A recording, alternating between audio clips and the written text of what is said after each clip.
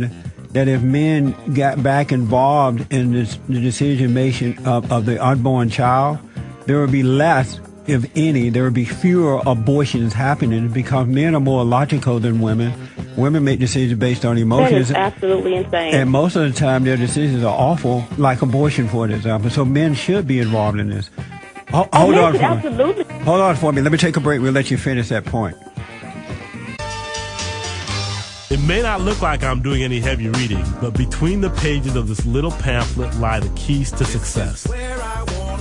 The 7 Guaranteed Steps to Spiritual, Family, and Financial Success by Reverend Jesse Lee Peterson may be one of the easiest and most meaningful books you'll ever read. Dealing with hard-hitting issues such as patience, prayer, and honesty, this booklet is jam-packed full of lessons that assist with everyday life. I especially enjoy it because it's easy enough to look back on when you don't have too much time on your hands.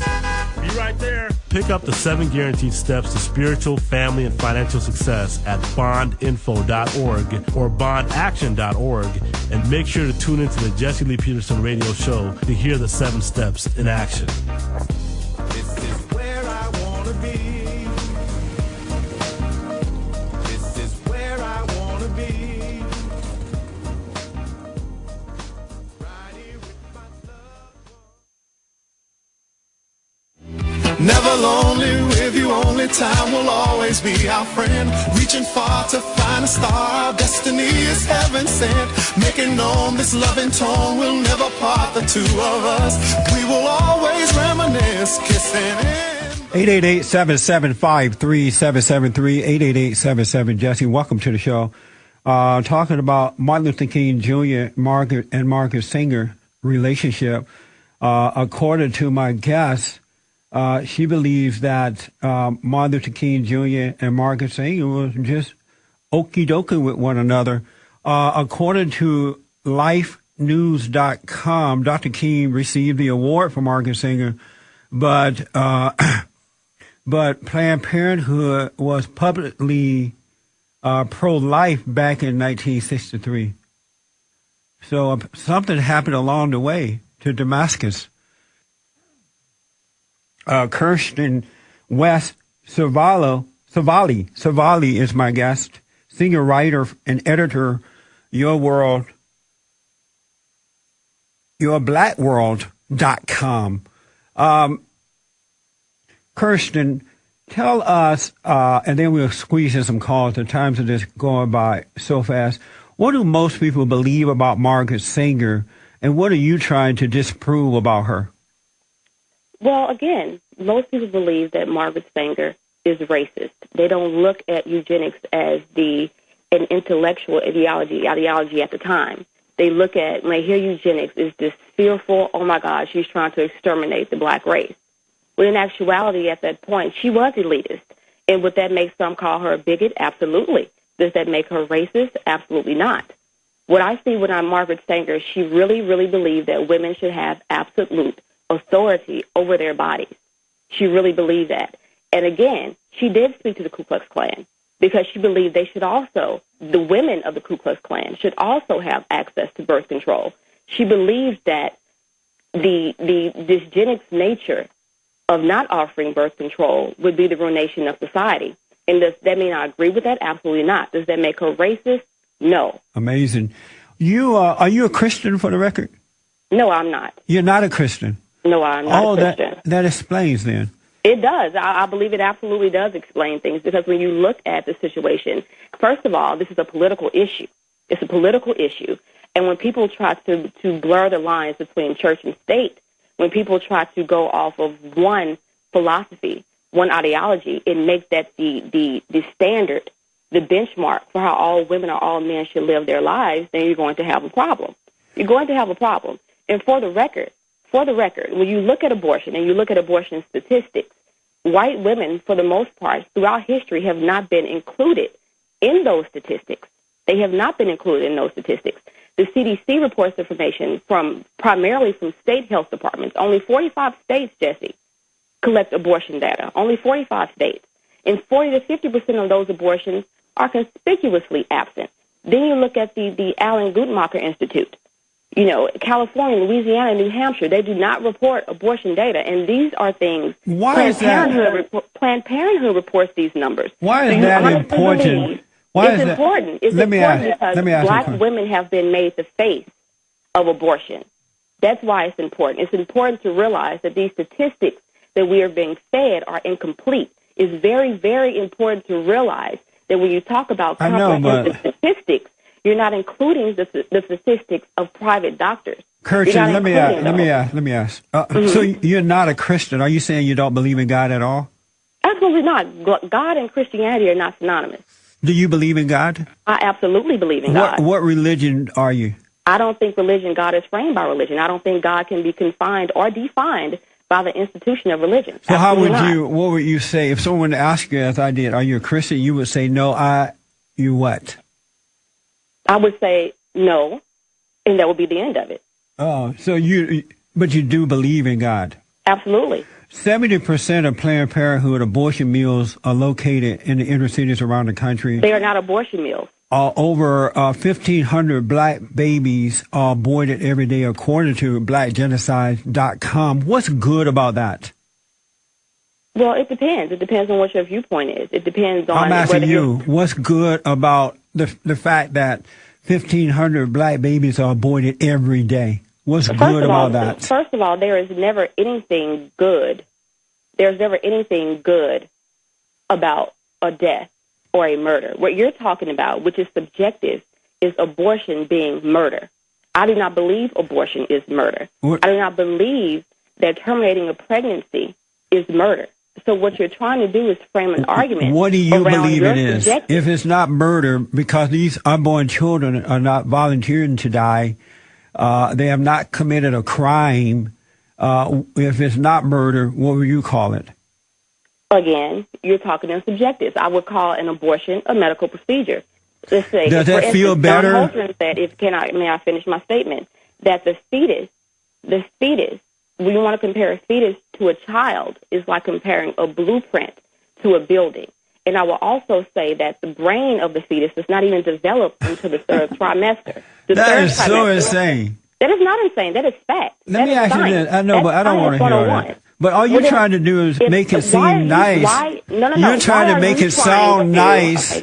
You're trying to make it sound nice because you don't want to face reality. It's murder. Oh, no, I'm facing reality. So you come up with all these fancy words. You're talking about religious conjecture, and you're talking about... I'm talking about life or death. No. What you're talking about is you're framing your argument. First of all, you're trying to lead people astray into believing that Planned Parenthood is an abortion mill. That's number one. I know that they are. I don't have to try. You do not know that. I do know that. 3%, Jesse, of Planned Parenthood services are abortions. 3%. So let's say that that's not true what you're saying, but let's say that. Oh, that's absolutely let's say true. that 3%. Do you think the 3% of babies that they're killing, the babies are okay with that? Because, again, you're saying babies, and you're saying subjective. I would be more concerned, Jesse, with the babies who are in our foster care systems who Republicans want to see dwindle and die. I will be more concerned with them trying to cut welfare for these children. I am more concerned about the state of our healthcare system. If they care so much about the proliferation of the African-American community, then how about they let these buildings, they let these institutions who are trying to help us, 1.1 million pregnancy tests, 770,000 pap smears, 750,000 breast exams, over 4 million tests for HIV. And so are done at Planned Parenthood. No, let me finish. Because they're doing those things, that's worth the life of killing, as you said, 3% of the unborn innocent children. Again, you are speaking in subjective. If you want to say that is killing, then that is your perspective. What I'm trying to say to you is that the lies that you are conservative, correct? I'm assuming you are by your No, I am. You are definitely Totally. conservative. Absolutely. Okay. So when you look at that, you cannot I'm sorry, look at Kirsten. life. Hold on. Let me take a break. Sure. I'll let you finish that comment when we come back.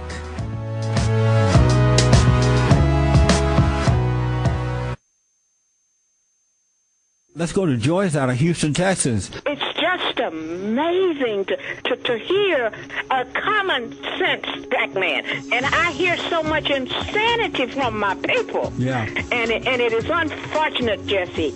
Because they're trying to keep black people on the same plantation. And they're doing a good job. Yeah, they want to give the impression that we all agree, we're all corrupt, we're all just alike, and we support corrupt people like Jackson and Sharpton and others. Let's go to Dalla out of Richmond, Virginia. Good morning, Jesse. I just finished reading From Rage to Responsibility, and it is a fabulous book. It's a signed copy. The lessons in the book haven't changed a bit. It's a fabulous read. It's changed my life. I love it. Wow, I'm glad to hear that. Thank you. Let me just tell the folks, my first book, From Rage to Responsibility, I highly recommend that book as well. Go to bondinfo.org or call 800-411-BOND and get a copy of it.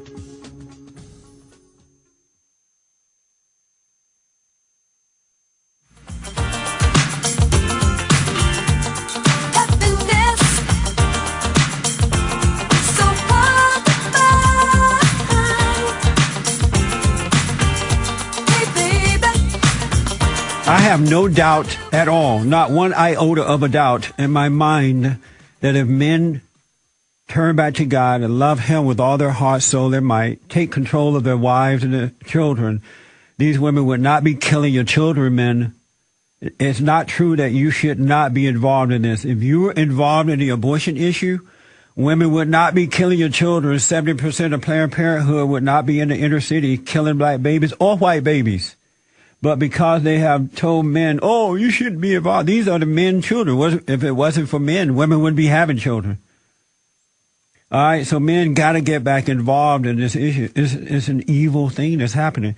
Kirsten West Savali is my guest. You can read her articles on yourblackworld.com.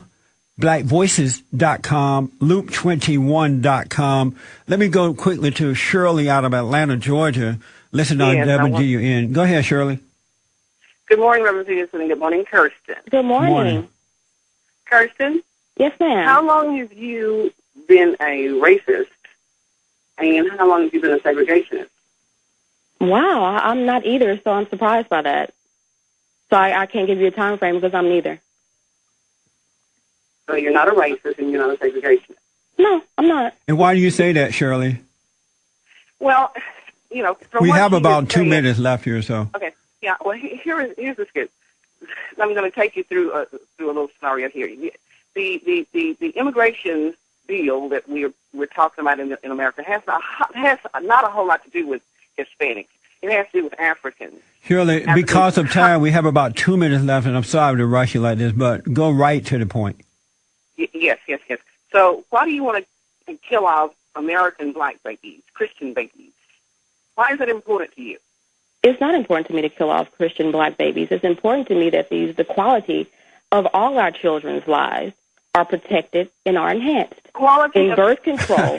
Birth control let me speak to your, leads to an improved quality of life. I'm sorry? Let me speak to the breath in your body since you were speaking to the breath in unborn's body. Let me speak to the breath in your body. When you leave here, where are you going?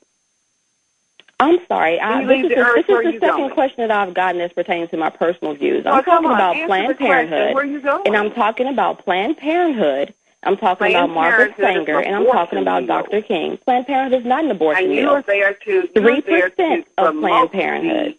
The ungodly health care plan that and how gives me is it your ungodly? body so I can do whatever plan. How is it ungodly? And how that's why is it ungodly? You're there to promote the health Can care you answer the question? How is it and ungodly? I got to tell you, Kirsten, I feel sorry for you. How is it You're ungodly, Miss Shirley? And I have been praying for you since you've been talking on the radio. I feel sure you're going to turn. And I thank you for your time. Thank you, Reverend Peterson. All right, thank you, Shirley. Kirsten, yes. This time went by too fast. Will you come back? Of course I will. I also just wanted to, if you're saying my time is up, I actually just would like to make one more very, very, I think, important point, if I have the time. Okay, you know what? To be fair, hold on. Let me take a quick break, and we'll come back and let you finish that point. Sure. Okay. I've traveled every road in this here land. For the past 20 years, Reverend Jesse Lee Peterson has been all over the country on a dedicated mission to unite the races and bring conservative values back to America. His experience and ability to captivate an audience make him a highly sought-after speaker, from Los Angeles to New York and everywhere in between. Jesse Lee Peterson has given speeches at Tea Party rallies, universities, conservative clubs,